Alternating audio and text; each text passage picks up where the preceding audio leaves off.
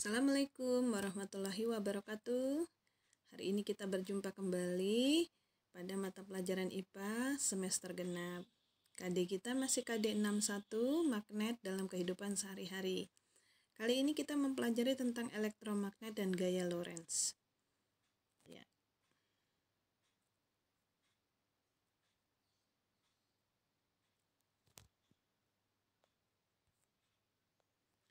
Elektromagnet.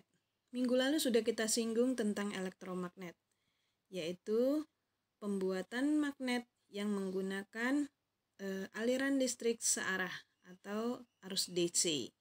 Pertama kali dikemukakan oleh percobaan Ørsted, ya. Hans Christian Ørsted yang mula-mula mencoba pembuatan magnet yang dinamakan dengan elektromagnet, yaitu magnet yang terbuat dari besi yang dialiri oleh arus listrik searah. Nah, sekarang di sini ada gambar animasi. Kita lihat di sini ada sebuah besi, kemudian ada magnet jarum, lalu ada batu baterai dan ada saklar serta kabel. Masing-masing besi dihubungkan dengan kabel, lalu dihubungkan ke batu baterai dan saklar. Kutub positif, kutub negatif. Perhatikan pada saat saklar ibu tutup, apa yang terjadi?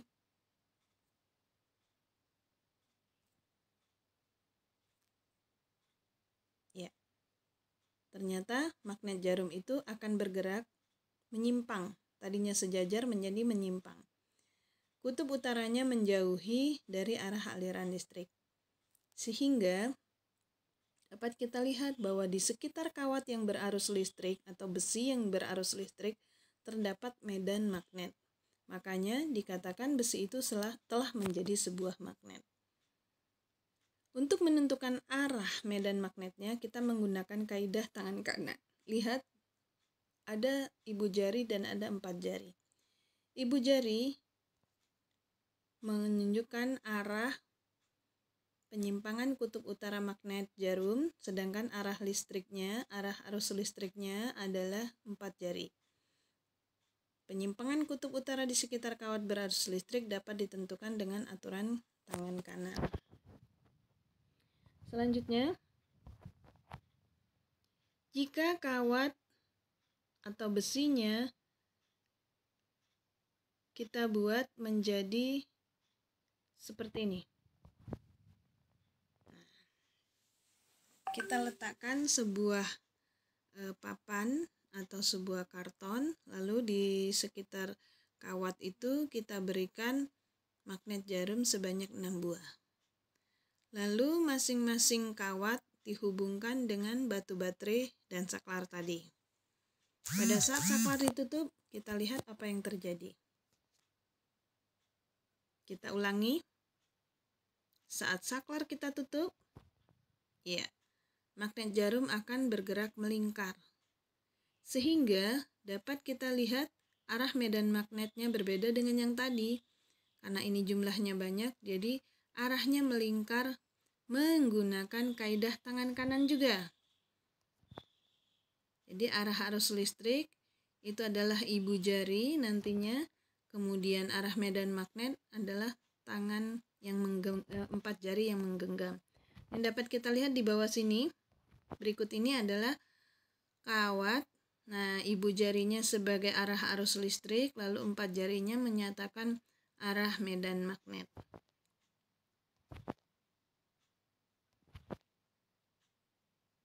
Ini adalah jika magnet jarumnya kita letakkan melingkar mengitari kawat yang berarus listrik. Sekarang kita lanjutkan. Ya. Kita lanjutkan dengan arah medan magnet di sekitar kawat berarus listrik yang melingkar. Kita lihat di sini. Ambil kawat yang melingkar, lalu kita letakkan magnet jarum di sekitarnya. Apa yang terjadi? Ternyata arus listrik yang mengalir di sekitarnya terdapat medan magnet. Nah, medan magnetnya menggunakan kaidah tangan kanan juga, terus melingkar. Nah, seperti ini. itulah yang dinamakan dengan medan magnet di sekitar kawat berarus listrik yang melingkar. Selanjutnya, medan magnet pada solenoida. Apa itu solenoida? Solenoida itu adalah gulungan kawat yang membentuk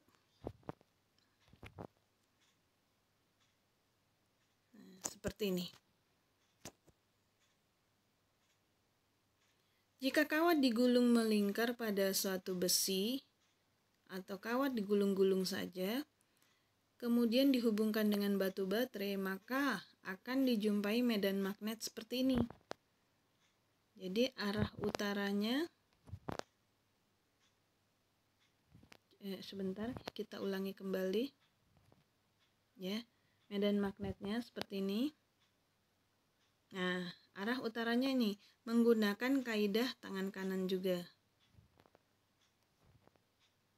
Cara memperkuat magnetan pada elektromagnet yaitu menambah jumlah lilitan, memperbesar kuat arus listrik dari baterai, dan memberikan inti besi di tengah-tengah kawat yang melilit tadi.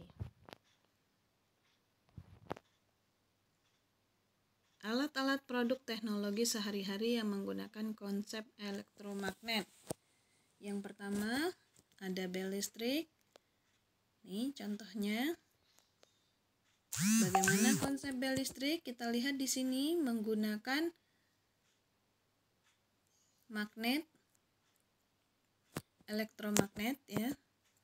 Kemudian ada belnya, ada pemukulnya, interruptor, selanjutnya ada besi lunak,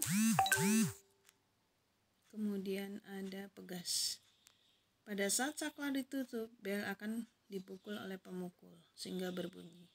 Demikianlah konsep kerja dari bel listrik. Prinsip kerjanya, saklar ditutup, arus mengalir pada elektromagnet sehingga elektromagnet menjadi magnet. Kemudian besi lunak tarik dan pemukul akan memukul bel sehingga menghasilkan bunyi. Saat besi lunak ketarik, maka listrik terputus pada interruptor sehingga elektromagnet tidak menjadi magnet, dan pegas mengembalikan posisi besi lunak ke atas dan menyentuh interruptor. Arus listrik mengalir berkali-kali demikian. Selanjutnya, telepon. Telepon juga menggunakan prinsip elektromagnet. Ya, perhatikan di sini ada mikrofon dan ada telepon. Mikrofon yang berhubungan dengan mulut kita berbicara, sedangkan telepon yang untuk mendengar. Di situ menggunakan diafragma aluminium, kemudian ada kotak karbon, lalu ada serbuk karbon, kemudian ada magnet batang, elektromagnet, dan diafragma besi. Nah, pada saat seorang bersuara di mikrofon, maka di pihak yang lain akan mendengar dari telepon. Prinsip kerja dari telepon. Ya. Selanjutnya, kita lihat relay. Relay ini biasanya digunakan di kendaraan untuk menstarter kendaraan. Alat dengan arus listrik kecil dapat digunakan untuk memutus dan menghubungkan arus yang besar. Contohnya sini ada sumber tegangan DC, sumber tegangan AC. Nah, dia akan memutar sehingga arus listrik mengalir. Kemudian kita lanjutkan materi yang kedua, yaitu tentang gaya Lorentz. Gaya yang muncul pada kawat berarus listrik yang berada di dalam medan magnet. Ini muncul gaya akibat ada, contoh kita lihat di sini gambarnya, ada sebuah magnet berbentuk ladam, SU, lihat. Kemudian di tengahnya ditaruh lempeng, ya, lempeng besi. Kemudian lempeng dihubungkan dengan kawat atau kabel, lalu dihubungkan ke sumber arus. Pada saat saklar ditutup, apa yang terjadi? Ternyata lempeng akan membelok, atau ada gaya yang mendorong lempeng untuk bergerak. Gaya itulah yang dinamakan dengan gaya Lorentz.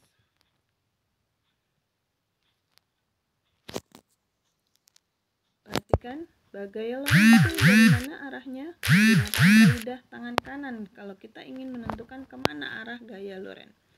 Arah gaya Lorentz adalah sebagai berikut, menggunakan ibu jari, jari telunjuk, dan 3 jari yang sisanya. Sedangkan jari telunjuk menunjukkan arah gaya Lorentz. Sedangkan arah magnet dari utara ke selatan, kemudian ibu jari arah arus listrik, selanjutnya untuk 3 jari menunjukkan arah gaya Lorentz-nya yang ke depan tadi. Nah, itu ya, F, B, dan I.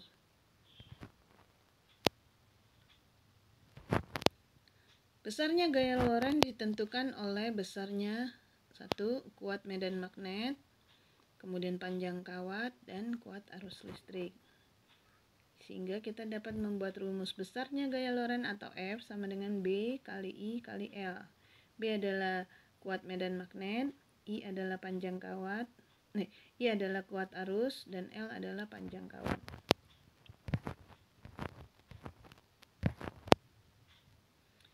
Satuan untuk gaya Lorentz adalah Newton, kuat medan magnet Tesla, dan kuat arus listrik adalah ampere.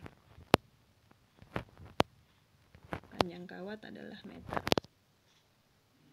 Alat yang menggunakan prinsip gaya Lorentz. Yang pertama adalah motor listrik. Yaitu ada magnet, kemudian ada solenoida.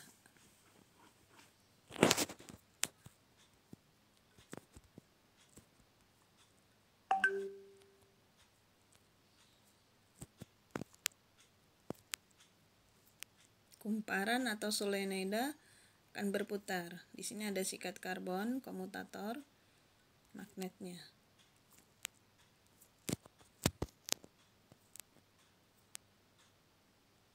Ya, demikianlah motor listrik yang menggunakan prinsip kerja gaya Lorentz. Selain motor listrik ada juga galvanometer. Ya, ini adalah alat-alat yang menggunakan prinsip kerja dari gaya Lorentz. Demikianlah materi kita hari ini. Sampai di sini dulu, yaitu tentang elektromagnet dan gaya Lorentz. Selanjutnya kalian silakan menyelesaikan soal-soal yang ada pada Google Form berikut ini. Akhir kata Ibu ucapkan wassalamualaikum warahmatullahi wabarakatuh. Selamat mengerjakan tugasnya.